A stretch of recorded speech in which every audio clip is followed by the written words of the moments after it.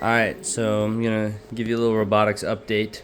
I was with my nephew last time we were doing stuff, and it's been a minute. I've done quite a bit of stuff since. So right now, what you're looking at is I've got an Uno, and it's hooked up to a breadboard with a power unit, a module, whatever. And then also I have the cord. It's actually not plugged in, but it was plugged in my laptop a second ago, so I can program it. I've got this here. Let me plug it in. I can show you. Alright, I plugged in the Uno, so now you can see I've got this little joystick right here.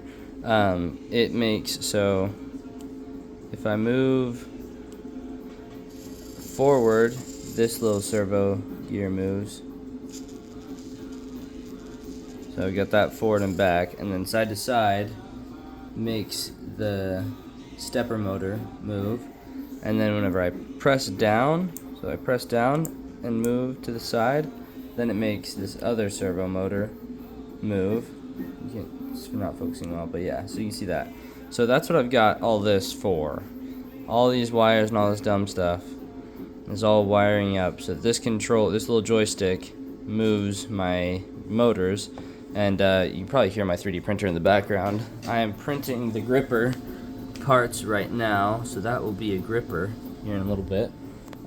This little thing holds the stepper motor, and I've already got, so you can see I've got my MG, there you go, MG996R in this little housing I 3D printed, and it just got a little, it's got a little thing right there that sticks out. So this it's got a hole right here that pops in right here, and then this pops around the gear and rotates, and this hole holds the stepper motor inside of it, so the stepper motor can rotate around here. And then I'm designing, so I've got most of the gripper made, printing, and then I'll be able to attach it to this, and that will make this rotate, and this will sit inside the gripper and make the gripper open and close. So once I get that far, once I get all the stuff printed and it all wired up, I'll let you know. But yeah, so this is where we're at. We're talking with ChatGPT right now, and it's helping me figure out. I'm gonna try to make, the next thing, I'm gonna try to make the controller and the arm itself separated, have their own individual power sources. So first of all, look, I got a bunch of stuff. Started out with just this. Now I've got a whole thing, because I decided to go full send with this. So I got some external battery things, and I hope these are gonna work. I honestly have no idea, but I bought them, so we'll see. This is what I got. I got 2 of them. I definitely didn't need 2 of the huge ones. I probably could have a way smaller one for the controller, but that is what it is. Got some on-off switches so I can turn them on and off as well. So we'll figure out how to hook that up here in a minute. What else did I get? Oh yeah, I got another power supply because I got a 5-volt. I have this 9-volt that came with this thing, but I wanted to get a 5-volt. And then I just got like a bunch of stuff with ChatGPT. So these are all my extra motors. So I have some 45 kilogram servos. I don't have any of those hooked up yet. I've just got the little MG996, and then the sg90, that little baby one right there for the gripper.